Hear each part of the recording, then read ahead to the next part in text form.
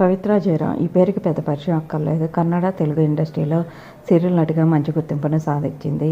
ప్రస్తుతం నిన్నే పిల్లాడితే సీరియల్తో ఎంట్రీ ఇచ్చి త్రినేని సీరియల్లో తిలోత్తమ క్యారెక్టర్లో చేస్తున్న సంగతి తెలిసిందే. నేటివ్ రోల్లో అందరినీ ఆకట్టుకుంటుంది. పవిత్ర జయరాం ఈరోజు ఉదయం కారు యాక్సిడెంట్లో చనిపోయిన సంగతి తెలిసిందే. పవిత్ర జయరాం గత కొద్ది కాలంగా సీరియల్ నటుడు చంద్రకాంత్తో ప్రేమలో ఉండి వీళ్ళిద్దరు పెళ్లి చేసుకున్న సంగతి తెలిసిందే. పవిత్ర జయరాంకి మొదట వివాహం జరిగింది. కూతురు, కొడుకు ఉన్నారు. విభేదాల కారణంగా విడిపోయారు.